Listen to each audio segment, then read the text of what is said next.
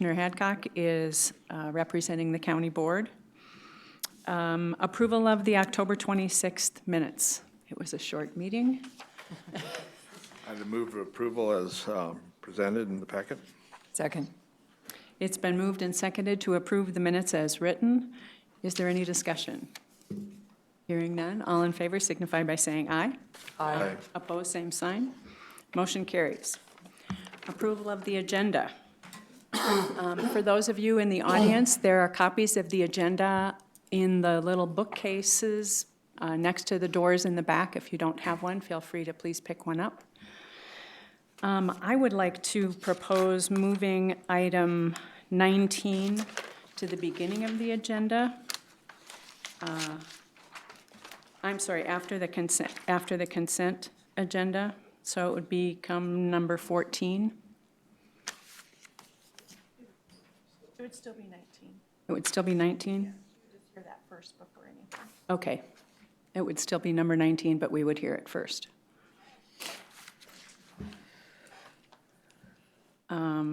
Is everybody okay with that? Do we need a motion? Yeah, I'll make a motion that we move item 19 to Actually, to the beginning of the the agenda. beginning of the agenda, right after the end of the consent calendar. I would second that.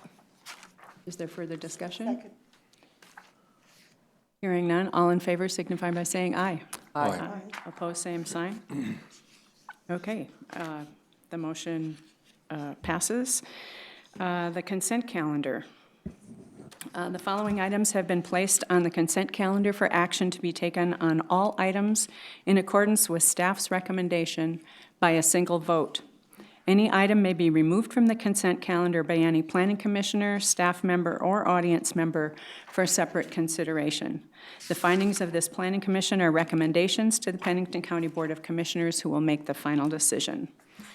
Is there any commissioner who would like to remove an item from the consent calendar? Any staff? None. Okay. PJ, would you read the consent items into the record, please? PJ Conover, Director of Planning Department. Item number 3, conditional use permit review 9159 for Melissa Earnhardt to review a single-wide mobile home as a single-family residence in suburban residential district. Staff recommends approval of the extension of CUP 9159 with 3 conditions. Item 4, conditional use permit review 9254 for Gerald and Elizabeth Heck to review a single-wide mobile home to be used as a single-family residence on the subject property in a low-density residential district. Staff recommends to continue the review of CUP 9254 to the April 11th, 2016 Planning Commission meeting. Item 5, conditional use permit review 1037 for Colin and Michelle Spurley. Chuck Taylor is the agent to review an accessory structure, a caboose in a low-density residential district. Staff recommends approval of the extension of CUP 1037 with 6 conditions. Item 6, conditional use permit review 1323 for Todd Syme to review accessory structures without a principal structure in a limited agriculture district. Staff recommends approval of the extension of CUP 1323 with 9 conditions. Item 7, conditional use permit review 1425 for Jeff Devaney to review 2 storage units to be located on the subject property in a highway service district. Staff recommends approval of the extension of CUP 1425 with 11 conditions. Conditional use permit review, item 8, conditional use permit review 1430 for Sherry Farley to review a single-wide manufactured home to be used as a caretaker's residence in a limited agriculture district. Staff recommends approval of the extension of CUP 1430 with 5 conditions. Item 9, conditional use permit review 1520 for Mitch Morris to allow for construction equipment sales on the subject property in a general commercial district.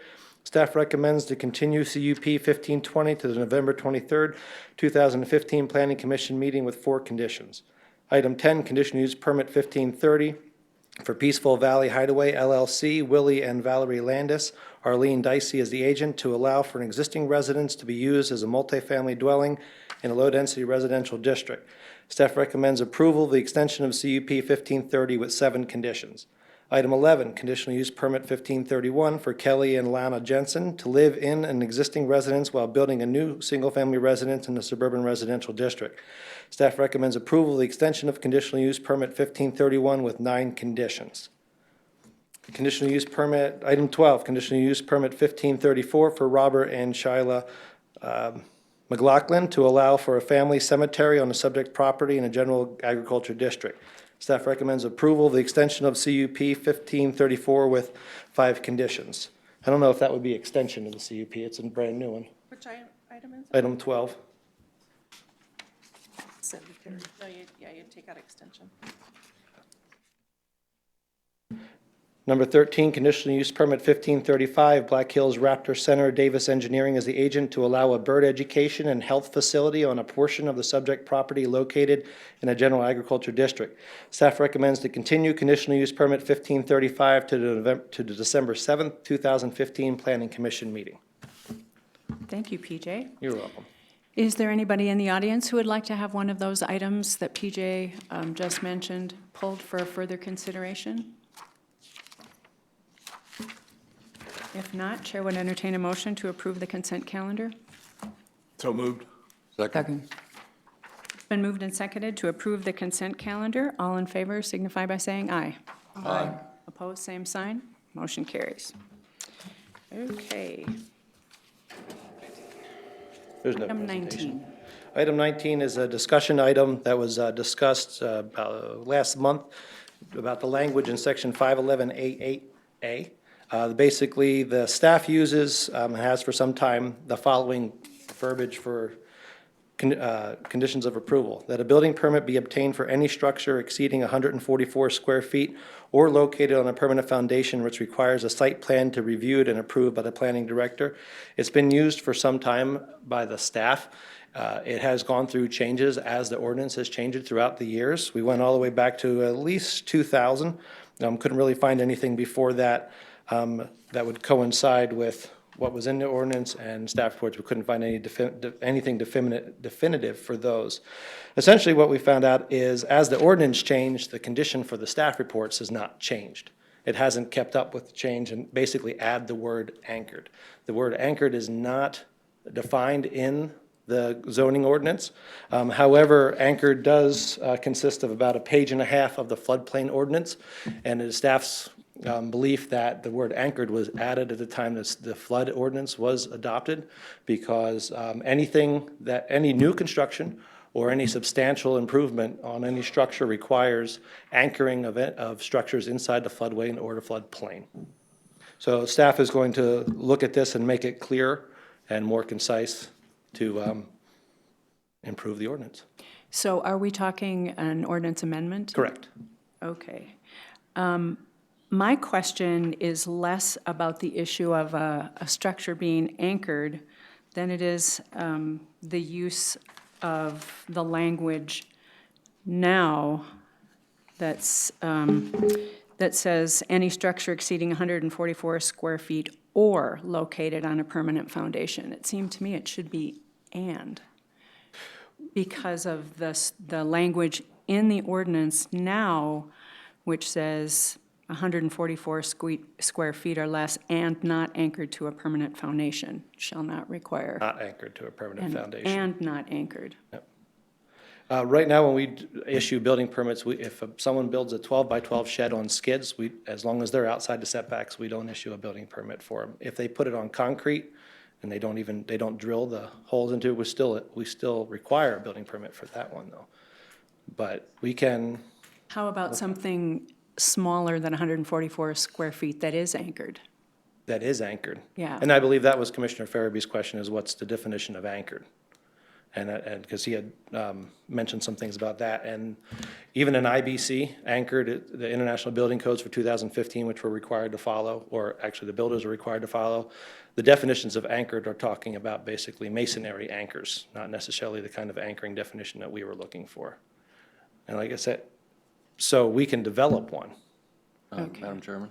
Yes. I think the term anchor goes back to the 1971 flood, because following the flood, mobile homes had to be anchored, and I think that's where we started using that term, as to anchor. Every structures had to be anchored, rather than normal construction would require, would dictate that you anchor, but a mobile home, they normally just set them on the blocks and walked off, but after that time, they had to anchor them. So I think it goes back to that, probably back to that time and We would agree that that's why it was added. It's in our flood ordinance, and it's any new construction or any substantially improved structure.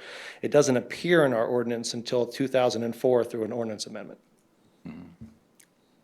So do you have any sense of what the timeline will be for an ordinance amendment? We can apply for it today and get it done. How long would that take? Jerry? Takes 3 weeks of advertising. I'd have to look at the submittal deadline. It probably would not go until maybe the end of December meeting. We have nearly a dozen and a half ordinance amendments we're going to issue throughout, Okay. basically through the winter when things slow down. So it will be part of that after some discussion and input, especially from Commissioner Farabee as to what his ideas are on the definition of anchor. He's in the audience. I know, I saw him come in. Is there anyone in the commission that has, Barb? And then Sig? I'm more concerned with the cavalier attitude that was in the conclusion on this paper we gave, that the language evolves, that the staff has the language evolve. And when I think of the torturous times we've had here on the commission and in committees I've served on, getting exactly the right word, I want to know why the staff thinks that they can evolve the language when it should come through the commissioners or the commission.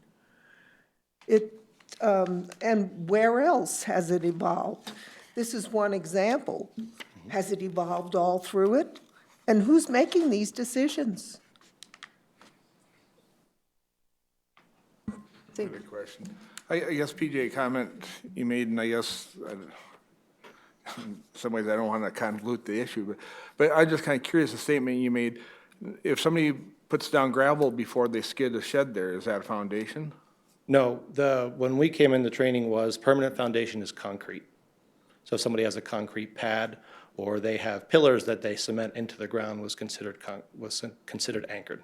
Well, Was considered on a permanent foundation. and here's where even at the previous meeting, like, to me, it's not a foundation until it's anchored to the foundation. If it's just a concrete pad, it's not a foundation. It's a convenience of skidding it versus on gravel. It's more permanent than skids, a concrete foundation. Can come out pretty easy. Could, depending on the size. And we don't regulate, you raise a good point, because we don't regulate concrete pads. Do we define foundation as a concrete pad, or do we even define foundation? I'd have to look in the ordinance and see. I'd like to see where Mr. Farabee was going. Mr. Farabee's in the audience. Maybe he can help us out and why he brought this up at the Planning Commission. Commissioner Farabee, That would you like way. to comment? We can, if it passes to the county board, then be kind of nice to know his perspective and what we need to look up before then. No, you don't have to, sir. Good morning. Good morning. Obviously, the details are left for later, but I brought it up for two reasons. One, why do we have a rule like this in the first place?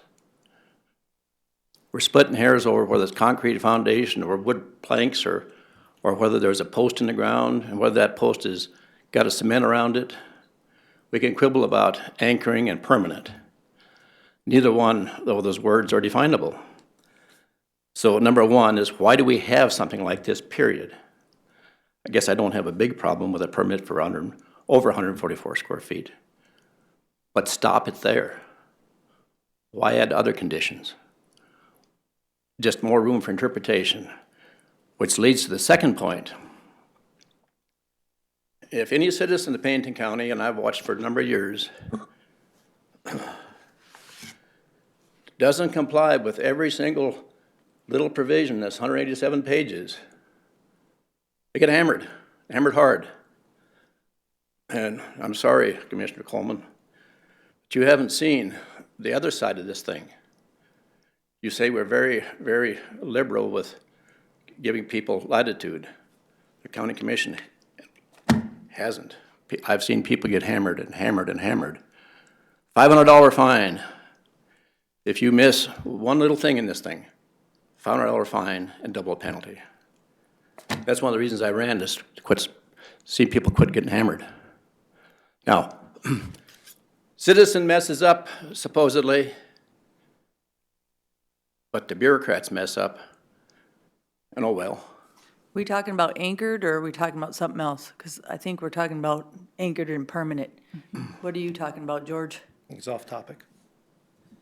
Yeah, we are moving a little bit off topic. Yeah, What- George, stay what on I- anchored and permanent. This What ain't I a said is- speech for a Excuse me, I commissioner. have the floor, okay? Well, if you're I have off the floor. topic. No, you're off topic. Madam Chair, do I have the floor? You do, but you are off topic, so would you please wrap it up? You asked why I brought it up, okay? Almost every CUP has a condition attached to it, which did not comport with what's in the ordinance. That And that- is a mistake. That's why I brought it up. Thank you. And that's why we're looking at Thank you. amending the ordinance. Okay, is there anything that we need to do in terms of making a motion to move forward with looking at this language? No, if you would like to make a motion, wouldn't object to it. We're gonna do it anyway. Ms. I mean, like Karen, I said, we have more than a dozen and a half ordinance amendments coming your way. Right. just one question. I guess my bottom line is, what are you gonna call anchored? Are you gonna call guy wired? Are you gonna call permanently? I mean, I'm not getting anchored and why there's an issue with anchored and permanent. Permanent's can't move it, stuck. We have that ordinance in the city as well. When we did sidewalk cafes, I remember it. There was anchored, and then that's something like the fire department or people had to move it, it was anchored. If it was permanent, they couldn't move it. Does that make sense? So we've had that issue in the city as well, and it seems like if you can move it again, it's not, it's just anchored. If it's permanent, cemented down, they can't move it and get to what they need to do without doing some probably major damage. But to bring up Sig's comment, I mean, anything technically could be moved. Well, anything technically can be moved, but just like, they can anchor it down and screw their fence or their barrier down, or they can permanently put it in there, and they're gonna have to do some major work to get that fence out of there and get that around Sure. into that building. Yep. So, again, define anchored and permanent, or are you just gonna make two different ordinances? Madam Chair, Yes. I'm wondering, is this an issue for this commission, or is it something that is covered with a building permit? You get a building permit, so why does the planning commission have to specify that it's anchored? I mean, that should come out of the building permit process, and not necessarily through the planning commission, I don't think. And that's my point, is that we're getting into anchored and permanent, and if that's what you guys want to do, I don't see it's as big an issue as what is coming through. We can pick the heck out of every ordinance we want, That's true. commission, and pull out a word and say we're getting treated wrong or treating people wrong from a word, but,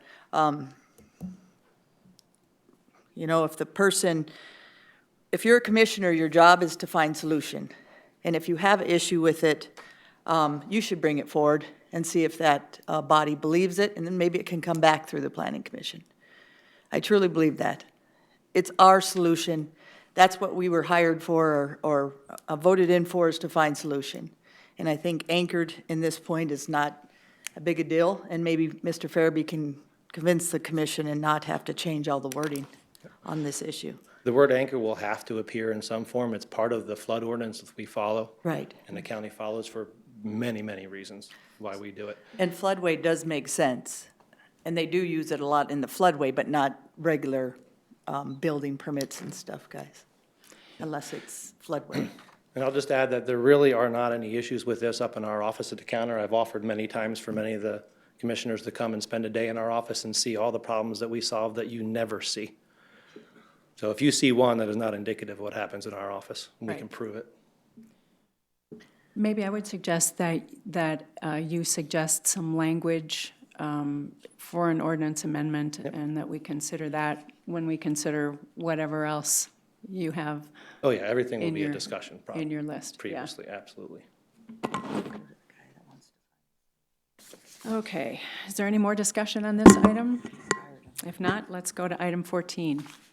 Thank you. Thank you. Good morning, Cassie Bolstead, Assistant Planning Director. Item 14 is conditional use permit 1532 to allow a vacation home rental in a low-density residential district. The applicant and owner of this property is Pam Troxel. This property, as it exists right now, it's located at the end of Heisega Drive. It is currently zoned low-density residential district. It is 0.31 acres. However, this property was platted in 1958, so its lot size is legal non-conforming at this point. And access, like I said, is off of Heisega Drive. Heisega Drive is a platted private road. It's a gravelled road that's approximately 12 feet wide. There is floodplain and floodway on the property. However, the existing structure is located within the 500-year floodplain, which is not regulated by Pennington County. Currently, the lot just contains a single-family residence with an attached garage and deck that was built in 1962, according to the Department of Equalization records.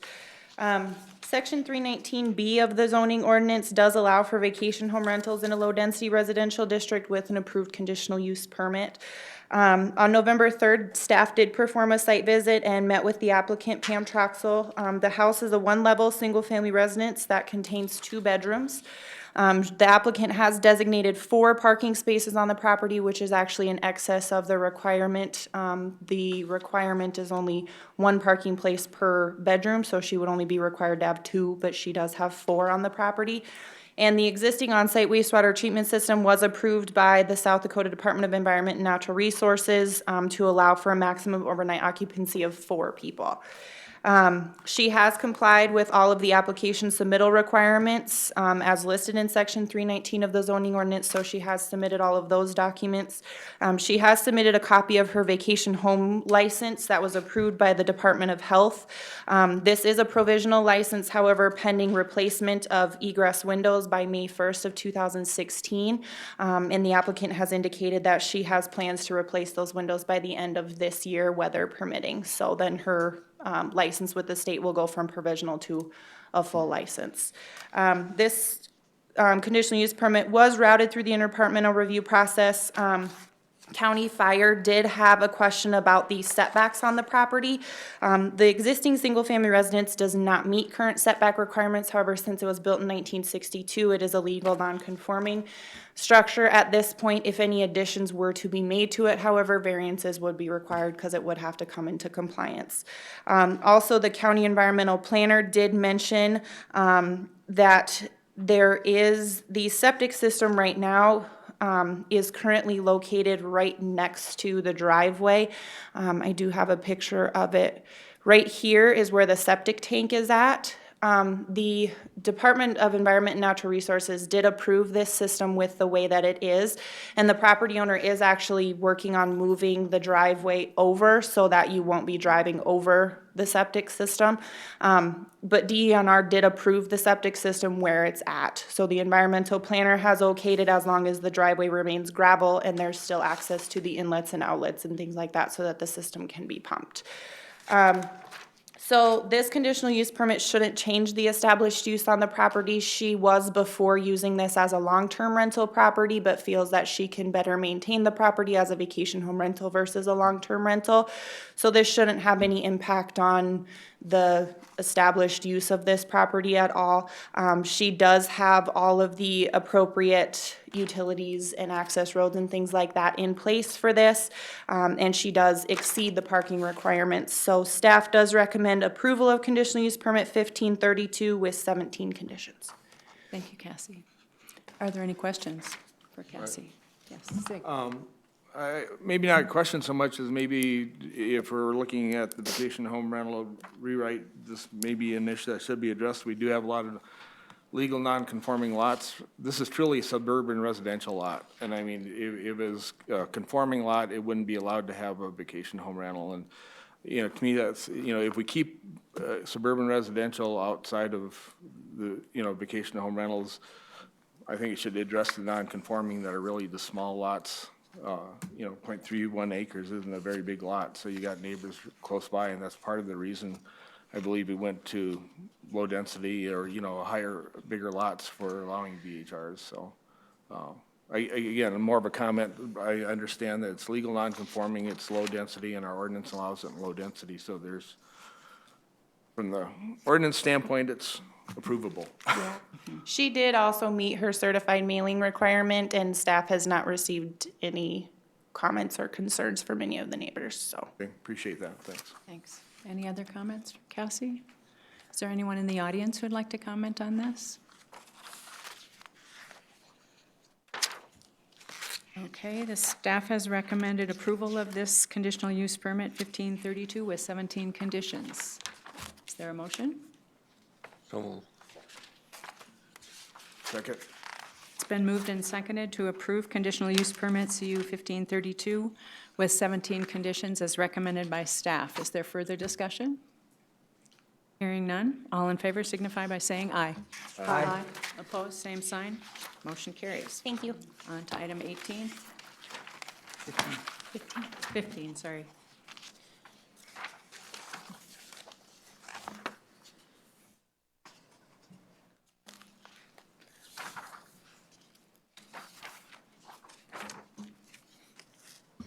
Good morning, Brittany Molitor, Water Protection Coordinator. Item 15 is a construction permit review, CP 1501, to review a construction permit for leveling an area for a helipad and to build a road on the subject property. The property is located off of Highway 16 and consists of 20.09 acres, and it's zoned highway service. At this time, staff would like to recommend continuing the review of this construction permit to the December 7th, 2015 Planning Commission meeting to allow the applicant and landowner time to come into compliance with the DENR stormwater permit. DENR, myself, and the property owner and the applicant met on site on last Wednesday afternoon. We also had a conference call last Friday. So the applicant is diligently working on getting the site stabilized. So we want to give them time to do that, to bring it into compliance. So that is staff's recommendation. Thanks, Brittany. Are there any questions for Brittany?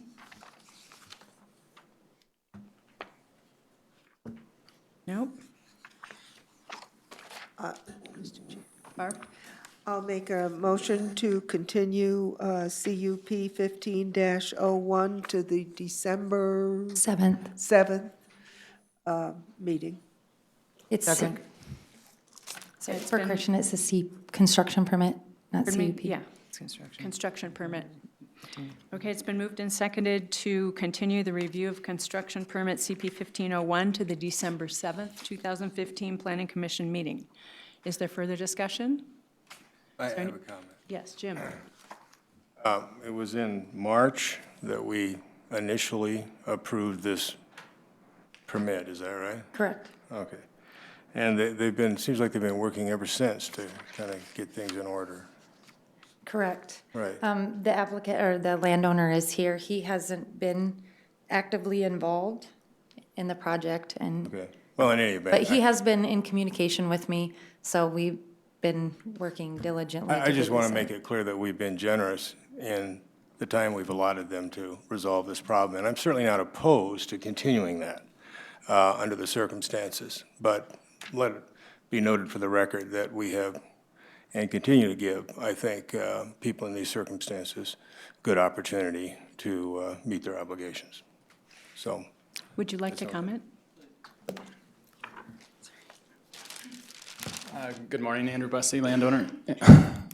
I think a big part of why we're in front of you again here is because we're waiting for direction from our government on what they want to do. And we've done everything we can to stimulate action, emails, phone calls on a weekly basis. And so we can't go any further until they go further. And we've tried to stabilize the site in compliance, and we went to seeding, and the seed didn't take. And so now we're putting up straw and geotextiles to hold it down. And we're looking for temporary stabilization for the winter because the FAA isn't moving. And so what we're trying to do is stabilize the site for the winter and then start construction again this spring. And so we're going to ask for a continuance over the winter, and the December hearing, we'd just like to have the DENR support and so we went out there with the DENR and got the list of everything that they wanted. And to the best of my knowledge, we're complying with all of those as of today. Right now they're up there laying down the straw and the geotextiles.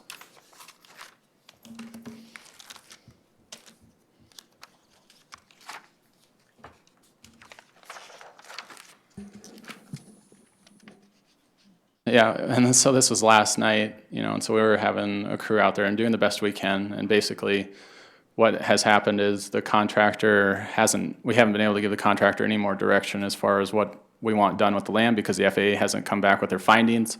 And that's nothing about our land or our heliport. It's just the bottleneck that's at the FAA right now. And so it's usually a 90-day process. I emailed all of you Saturday evening with the letter. I brought a copy of the letter if anybody'd like to see it. And so we've basically got our hands tied with this construction permit. We've talked to Pennington County if we'd like to close this one and open a new construction permit. I think the consensus is we'd like to keep this construction permit and hold it over the winter in a temporary stabilized fashion as per the regulation in compliance with the DNR's request, and then go back in and get the changes implemented March 1st and have finalization for April 15th. And so we don't really want to stretch this out, and we don't like coming in front of you guys, and we don't like having to take these phone calls from Brittany, however gracious she is and nice it is to talk to her. It's just not fun. It's a lot of stress, and it creates an interesting dynamic with our contractor because we're constantly calling him, and it causes tension everywhere. And so it's not our intent to sit here and prolong this any longer than we absolutely have to. I just don't have any more direction from the FAA, and I'm pretty sure we're talking about pretty major soil disruption again. And so we don't want to go to final stabilization. We just want to put in temporary stuff to make sure we're going to be compliant over the winter. Madam Chair? Sig was first and then Lori. I don't know if you want to maybe go through the timeline you had in your email, but I didn't get the email till 15 minutes before this meeting. I got it yesterday. Pardon me? I That's why got I'm it wondering if the yesterday, rest of the planning commission didn't get it either. No, I got it. Yeah, I got it also. Okay, anyway, but You I have to get mean, rid of that dial-up modem. I'm kidding. no, it got caught in the spam I'm filter. kidding, I'm kidding. Well, yeah, let me just... No, but for the audience too, since it wasn't in the packet either, so I didn't know if you wanted to explain the timeline with FAA, so. Yeah, so the FAA, basically, it's a 90-day process. We submitted January 23rd of 2015, and we still don't have any conclusive response from them, and we just get continuations.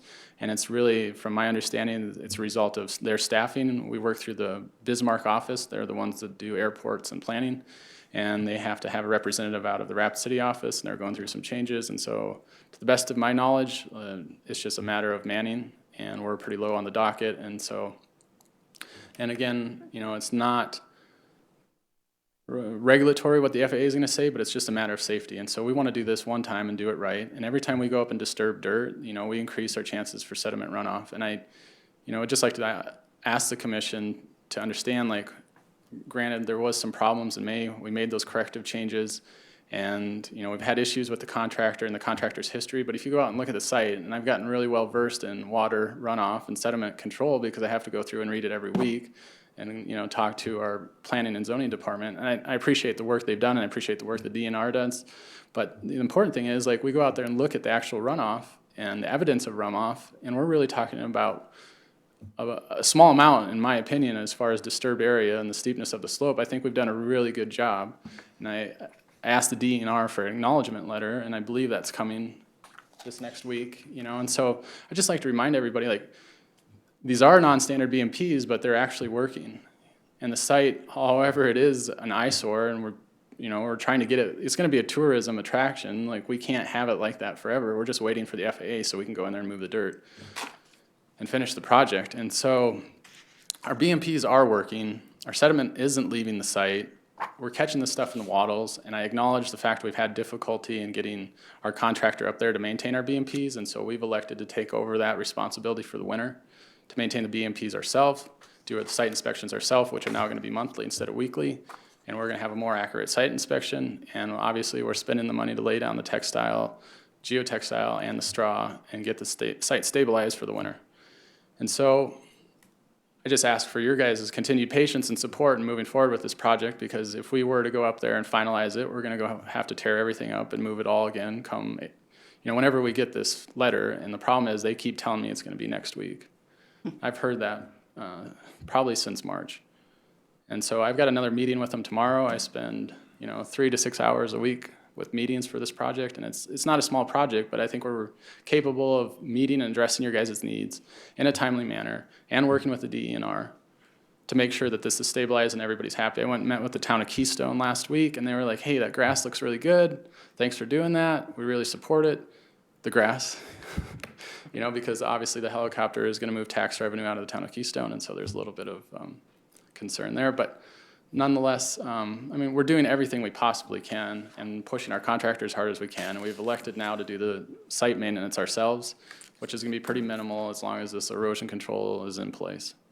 And so I've updated the site plan. We're working to acquire the additional 33 acres to the south and to the west. And we're moving forward with the project, and we just ask for your continued support. And I did print off a letter from the FAA, and I printed off our new site plans. Madam Chair? Yes, Barb? Would it be sensible to perhaps postpone this to give a date in the new year, in February or something like that, rather than December? Would that be helpful? Because it could always be moved to a sooner date if the paperwork came through. Madam Brittany? Chair, that was kind of my comment. Yeah, I would ask Brittany,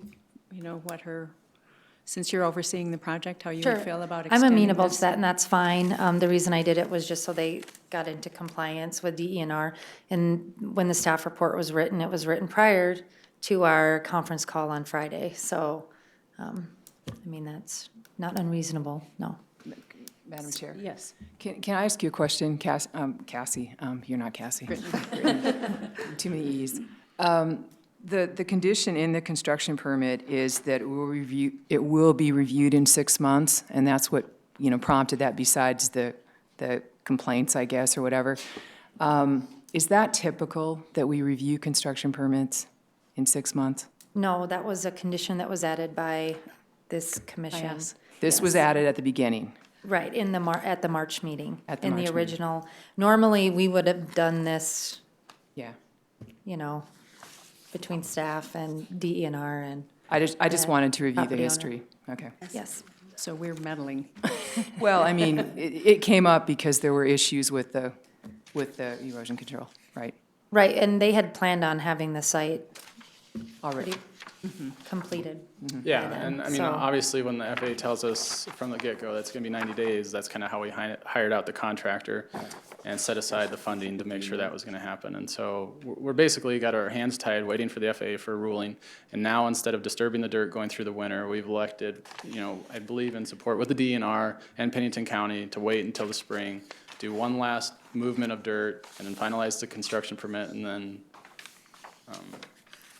start moving forward with our building permit, so. Okay, so what kind of a timeline would Well, I suit would you actually guys? like personally, and maybe Brittany might disagree, but if we could continue to December 7th, because I'd like to get the DNR resolved and come back in front of you on December 7th and make sure that we have the DNR support and everything is set up for the winter. And then if we could get a continuation after that for 6 months, I would really appreciate that. And I think that'd work out best with what we plan on moving forward with the FAA.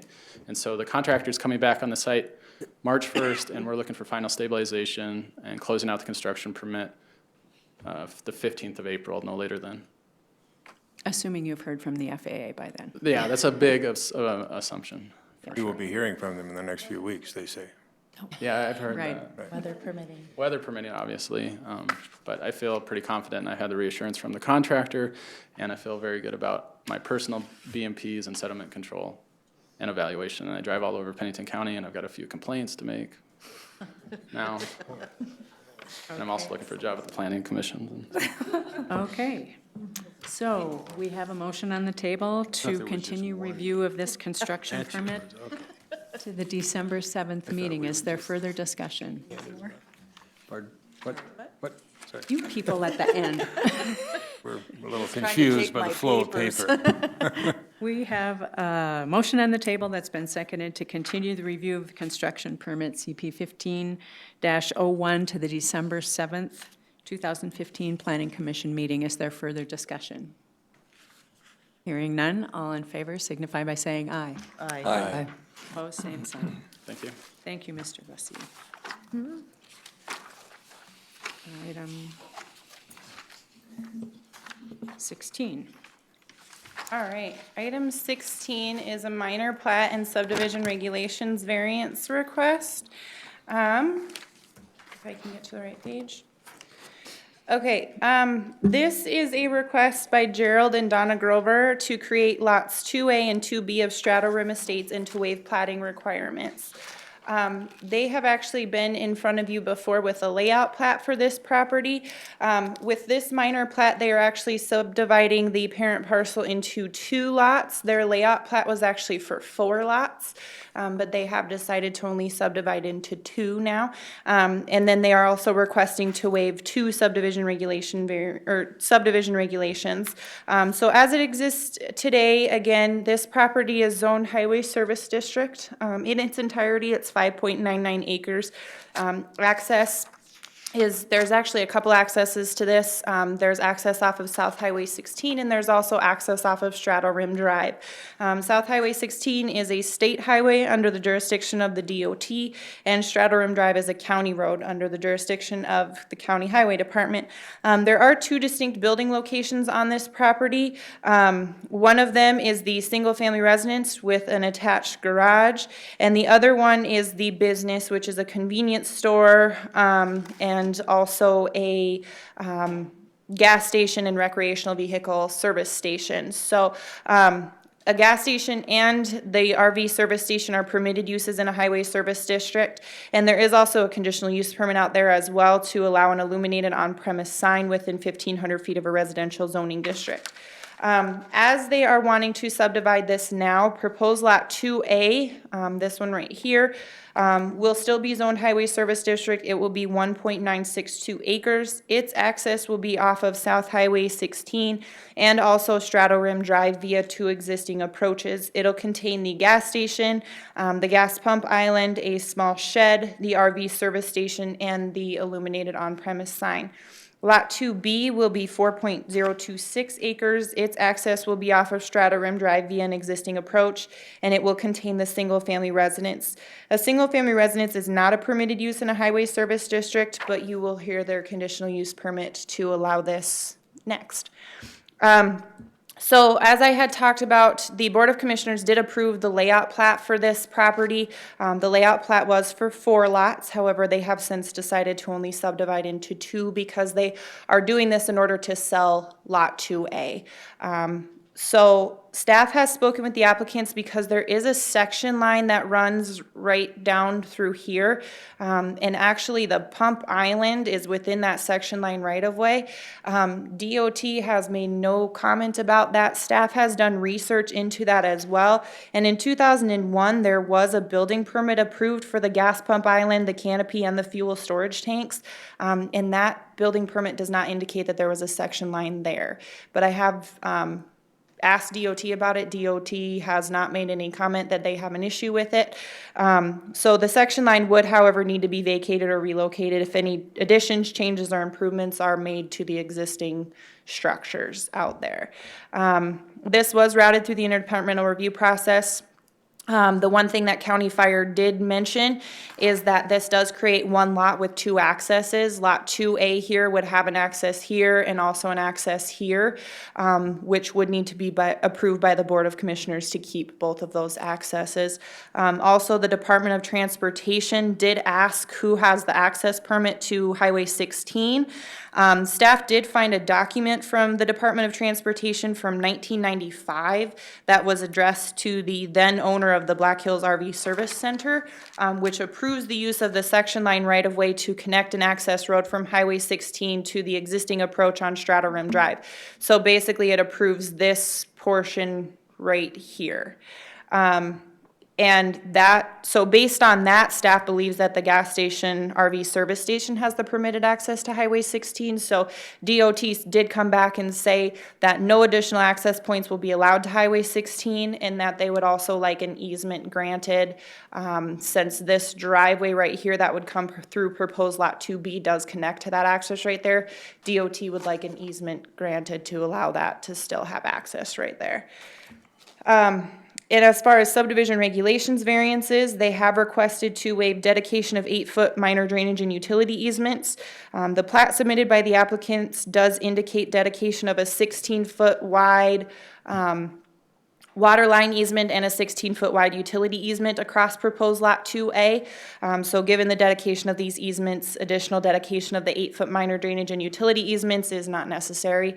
They are also requesting to waive percolation tests and soil profile holes. On-site wastewater treatment systems are already in place for both of these proposed lots. The subdivision regulation variances were also sent through the interdepartmental review process, and no significant issues were raised there. So staff does have 2 recommendations, if I could have a motion on each. The recommendation for the subdivision regulations variance is staff does recommend approval of subdivision regulations variance SV 1514 to waive dedication of 8-foot minor drainage and utility easements along the interior of all lot lines and percolation tests and soil profile holes. Okay, thank you, Cassie. Are there any questions specifically about the recommendations for the subdivision regulations variance? Is the applicant here? Would anybody like to speak about this? No? Are there any further questions about that? And then we'll go back to the minor plat. Okay, if there are no questions or comments, Chair would entertain a motion to grant the subdivision regulations variance request SB 1514. So moved. Second. It's been moved and seconded to approve the subdivision, God, I have trouble with that word, subdivision regulations variance request SB 1514 to waive both requirements, the 8-foot minor drainage and utility easements and percolation tests and soil profile holes. Is there further discussion? Hearing none, all in favor signify by saying aye. Aye. Opposed, same sign. Okay. Recommendations for the minor plat. Staff recommends approval of minor plat PL 1527 with 10 conditions. I would so move. Second. It's been moved and seconded that we approve minor plat PL 1527 with the 10 conditions recommended by staff. Is there further discussion? Hearing none, staff would entertain a chair. Oh, Lori? Can I ask a question? Yes. Condition 9. Where, so now the applicant will have to go to the board to get approval for the 2 accesses? Yes, Okay, correct, yep. I just want to make sure. Okay. Is there further discussion? Any further questions? Hearing none, all in favor signify by saying aye. Aye. Opposed, same sign. Motion carries. Thank you. On to item 17, same. Yep, item 17 is for the same applicant, same property. This is the conditional use permit 1533 to allow the single-family residents to stay in a highway service district. The 2 choices that the applicants had with this is to either rezone proposed Lot 2B or to ask for this conditional use permit to allow the single-family residents to stay in a highway service district. They have chosen to go the conditional use permit route, so that is what they are asking for at this point. This was routed through the interdepartmental review process. No significant issues came back. The Department of Transportation did have that comment about obtaining an easement to use the existing access to Highway 16, but that was the only thing that came back. Staff doesn't feel that this conditional use permit will affect anything regarding the property, as it will still remain with its same use. Nothing like that will change. It still has all the proper utilities and access to it. It has plenty of off-street parking, so staff does recommend approval of conditional use permit 1533 with 7 conditions. Are there questions for Cassie? Would the applicant like to make a statement? Oh, I'm sorry, Barb? When was the house built? It was built in 1992. Okay, I didn't find that in here. Thank you. I do have one question. In condition number 7, would require that we review this conditional permit in 1 year. Honestly, this house has been here forever. Can we just put it on a complaint basis? I can't imagine this is going to be a significant problem. Oh, I agree with you. I had put that same question down. It doesn't seem necessary. Sure. Yeah, staff wouldn't have a problem with that, as long as they didn't change any sort of the, since it's staying highway service district, as long as they didn't change the use of the house, it still remained a residence, then staff wouldn't have a problem with doing it just complaint basis. Staff would entertain a motion. I'll make a motion that conditional use permit CU 15-33 be approved for the single-family residence with 6 conditions, removing, or 7 conditions, changing the 7th condition to read on a complaint basis. I'll second that. It's been moved and seconded to approve conditional use permit CU 15-33 with 7 conditions. The 7th condition to read that this conditional use permit be reviewed on a complaint basis or as directed by the Pennington County Planning Commission and/or Board of Commissioners to verify that all conditions of approval are being met. Is there further discussion? Hearing none, all in favor signify by saying aye. Aye. Opposed, same sign. Motion carries. Thank you. Thank you, Cassie. On to item 18.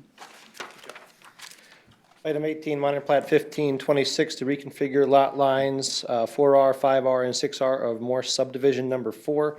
Before I continue, basically, on page 2, under recommendation, second sentence where it says November 26, 2015, should be November 23rd, 2015.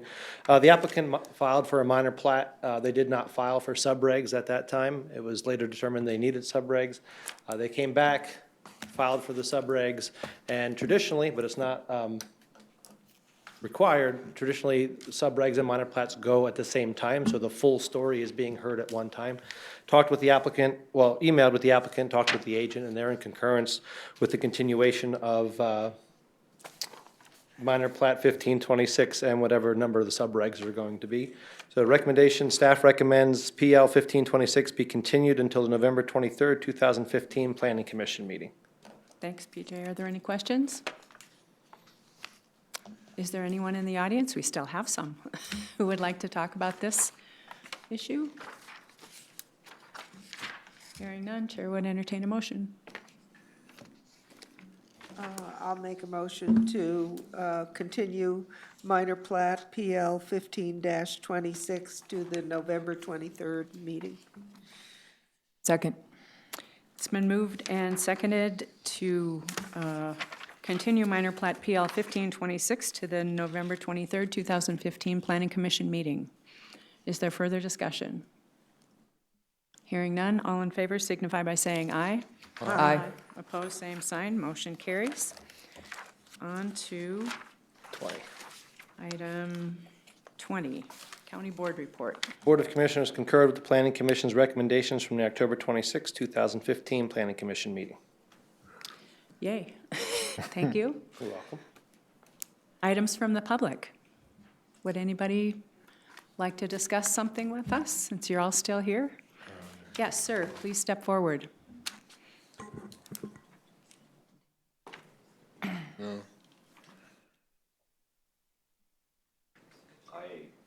Hi, can you please identify yourself for the record? Hi, I'm Bob Kinsey, and I have a question. This is new to me, so I didn't understand when you went through the first 12 or 13 items that would all be approved at one time. Okay. And I have a question on item number 12 that was recommended for passage on the family cemetery. Okay. And I'm not necessarily opposed to it. I'm an adjoining landowner. And I would like to at least know what the conditions were on that conditional use permit. There are 5 conditions recommended. Do you want me to read them to you? Would Could that- you? Or if I could just have a copy of them. Here.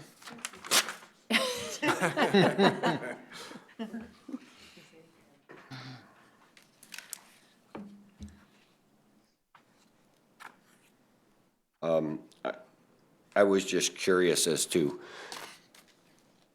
how big this cemetery would be and how it would be maintained, where it was going to be placed on the property. The, let's see, It's right here, yeah. the, where's this? Is there a picture of it?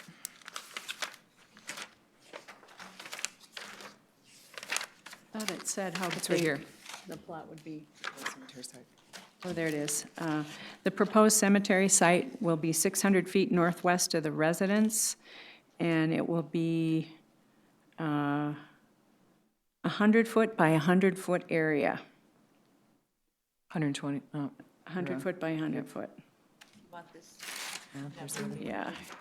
Why don't we, the description. can we just give you, I'll just give you the whole staff report. You can have mine, because I'll have another copy, so that way Okay. you have Trade you. Take all of, did you give her, do you have everything now? I think this is a repeat. I just don't want you to have to. Do you want the pictures too? There's a map and the pictures. Yeah, that would be useful. I'll give them mine. Yeah, give him everything. Thank you, sir. And the only other question I had with this is I find it somewhat peculiar, not that I'm necessarily opposed to this, but these people have just bought this property recently, and that they don't have any attachments to the land. I've lived there for 38 years, so I find it rather odd that before they've even moved in, that they're petitioning you for a family cemetery. I don't know as it's a big deal. You're attached to the land now. Yeah, it's just rather strange. All right, and from what I understand, I have a few days to write a complaint on this if I so Yeah, choose. 5, yes, you have 5 days. Okay. And sorry. Yes, And go this ahead. goes to, does this go to the Board of Commissioners It as goes well? to staff and comes back to us, doesn't it, PJ? Conditional use permits don't go before the Board of Commissioners unless an appeal is filed within 5 business days, then it would go before the Board of Commissioners. Thank you. Oh, okay, Okay, that answers it. All right, thank you. thanks. Learned that a little bit. Is there anything else from the audience? Okay, on to items from the staff. Building permit report. Item A, building permit report for October 2015. Let's see, single-family homes are up from 74 to 94 per this time last year. That's 27% increase. Mobile homes are actually down by 29% from 31 down to 22. And consequently, removals and the demos of mobile homes are down by 41%. Residential additions are up, non-residential additions are up by 20%. And demos of single-family residences or parts of single-family residences are up by 86% from over this time last year. Are there any questions about the building permit report? Okay, planners conference.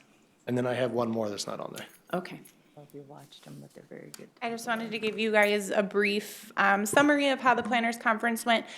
It was a good conference. There was some good discussions in there. They were having some audio type issues, so it was difficult to hear at times, but there was discussion. A lot of discussion about things that happen more East River. I must say I'm very glad that we don't have dairy farms and hog farms and things like that now after hearing all of that, because apparently they cause a lot of headache.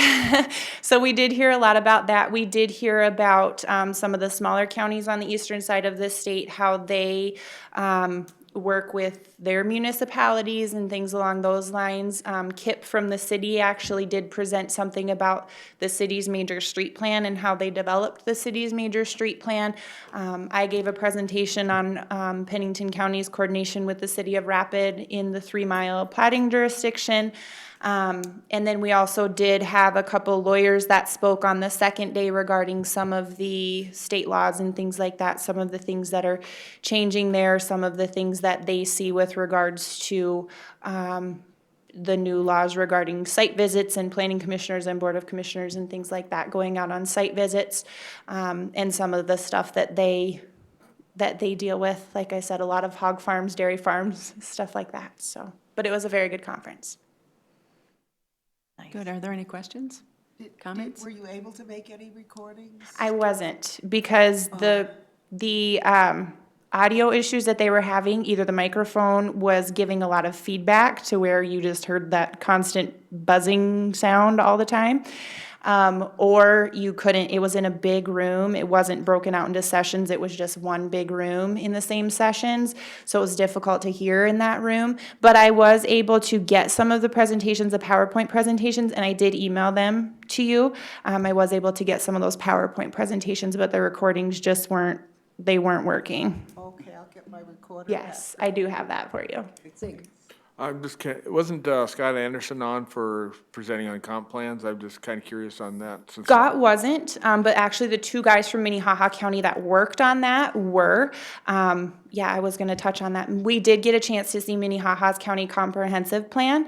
It's 149 pages long, I think, and they actually had two planners working on that. He did say that the whole time from start to end took 3 years, and it took those two planners working, mostly that's what they did. It took them 1.5 years, but their comprehensive plan is, I mean, it's definitely comprehensive, and we did get a chance to see it, so it's very neat. It includes a lot of stuff, and they did give a presentation about how their comprehensive plan is laid out, and their comprehensive plan is available online, so. Great. I would, if you could send us the link, that Yeah, would be, absolutely. it would be interesting for all of us to Absolutely. check out what they did. Okay, any questions for Cassie? Any additional? Would anybody else like the presentations? I do have a couple of them. Sure. Should I just forward them out to everybody? I can do that. That would Sure. be great. Yep, absolutely. Thanks. Thank you. DJ? Just wanted to let you know something that staff has been working on to make things easier for the public and for the commissioners. For items 16 and 17, when they're replatting and they have two approaches on there, it is requirement for them to get approval of those two approaches through the Board of Commissioners. Planning Department can't do it, Highway Department can't do it. So what we're trying to figure out on approaches that exist, and if they're platting them and it brings it into a violation, that we can eliminate one visit by the applicant to the commissioners by possibly adding it in as a condition, and they approve that second approach as a condition. So it'll save everybody some time. So we're working on that to see if it's possible. But if somebody's constructing a new approach, that would be a different story. Good solution. Yep, that is a We're good trying. solution. We're doing good. That's all, thank you. Well, we'll appreciate that. Are there any items from membership? I have one thing. Commissioner. I've been going with the staff on staff visits and on drainage, on just setbacks and many different things with Brittany and with Cassie and talking with the rest of the staff, and many compliments. I've never had any complaints when I've went out. It's always, a lot of times, the people didn't know what the solution was and how the staff can help them. So you guys done a great job. I personally haven't had any complaints. And if there is complaints, I believe there's always solution. It's not that hard to find solution. All you have to do is look into it, and you have to spend a little bit of time to find that instead of beat it up. Because I can pick the heck out of anything that comes to the commission. You can pick pieces and parts. But I never minded anybody picking anything apart or not, or having a problem with government or the law. The bottom line is even with the Planning Commission, if you guys have anything that could bring forth more solution for the citizens, that's positive. That's the best thing. So it's easy to sit up here and beat it up, but it's a lot harder to find solution and blame it on somebody else. And this staff is amazing. I've went up there and watched them. If you don't believe me, go up there and watch them. If you're not finding solution with the staff, it's probably because you didn't want none. You didn't want to find it. I've learned that being on the city council and on this board of commissioners. Your staff is awesome. They're not trying to take property or do anything bad to people. They're trying to find solution. And I've seen it in both sides of government, city and county, guys. So thank you for being commissioners, and thank you, staff, for doing your job. You do a good job. And again, anytime you have any issues with some of these rules, planning commissioners, bring them forward. That's a positive. It's never a complaint. It's always a solution. What can we do to make it better? And if you guys, again, have that, that's amazing and it's awesome, and the staff is willing to work with you to get that. So thank you for what you do. Thank you. And I second that. I think you guys do a great job. Anything else from membership? Hearing none, Chair would entertain a motion to adjourn? So moved. Second? Moved and seconded that we adjourn. All in favor signify by saying aye. Aye. Opposed, same sign. We are adjourned.